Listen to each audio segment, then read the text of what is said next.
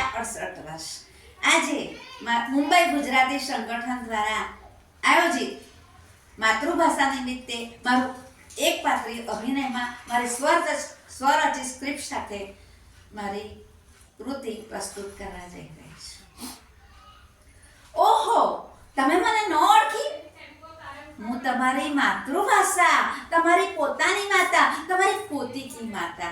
હા, જન્મથી મળેલી, ગર્ભમાંથી મળેલી, ગૃહમાંથી મળેલી, ગળથુથીમાંથી મળેલી સંવેદનાઓની અભિવ્યક્તિની ભાષા. વળી પ્રેમ, લાગણી, સ્વપ્નાઓ, કલ્પનાઓ, ક્રોધ, હાસ્ય, રુદન, ગીત, અરે સંવેદનાઓ જેવા મનોભાવોની ભાષા. હા, તો તમે મારા શરણમાં આવવાનું બદલે અંગ્રેજી માધ્યમમાં જઈને પારકી મા પાસે ભણવાનું કેમ યોગ્ય ગણો છો?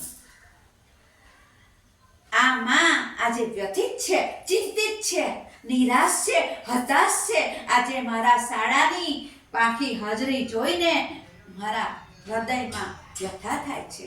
મારા આંખમાંથી આંસુ સરી પડે છે. મારી વ્યથાને કોણ સમજશે? કોણ મારા આંસુ લૂછશે? કોણ મને બચાવશે? કોણ? મારું અસ્તિત્વ અને તમારું વ્યક્તિત્વ બંને આજે જોખમાઈ રહ્યું છે. સમજો, વિચારો, જાણો અને મારા શરણે આવો. હું તમારું ગ્રહણ શક્તિ, સમજ શક્તિ, સર્જન શક્તિ, વિચાર શક્તિ ખીલાવીને બૌદ્ધિક વિકાસ દ્વારા સર્વાંગી વિકાસ કરીશ. હા, અંગ્રેજી સારી છે, પણ અંગ્રેજીમાં બારીમાં ડોક્યું ભલે કરજો, પણ માતૃભાષાના દરવાજા ક્યારે બંધ ના કરશો. તમારું જતન કરવું ને રક્ષણ કરવું મારું કર્તવ્ય છે, જ્યારે મારું અસ્તિત્વ ટકાવવું એ તમારી ફરજ છે. તો આમાં આજે તમને વિનંતી કરી રહી છે, શબ્દે શબ્દે ઝરણા વહાવતી, નવ નવ રસના પાક કરાવતી આ માના શરણે આવી જાઓ. આ માં આજે જોડી ફેલાવીને તમારી પાસે આજે યાચના કરી રહી છે. તમે જાણો છો, વિચારો છો, સમજો છો, સ્વીકારો પણ છો, છતાં અટકો છો શા માટે?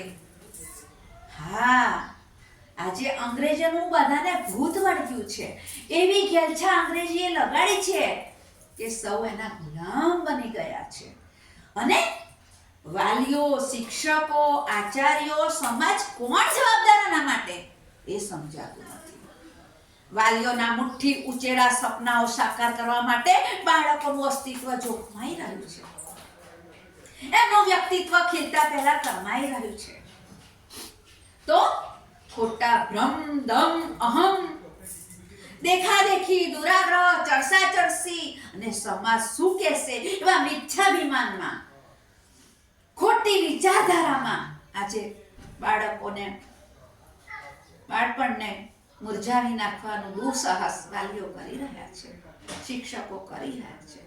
તો સમાજ શું કહેશે એ વાત છોડો, પોતાના સંતાનોની ચિંતા કરો, પોતાના બાળકનું ભાવિ ઘડતર માટે, ચારિત્રના ચણતર માટે, સંબંધોના ગણતર માટે મારા શરણે આવે છે.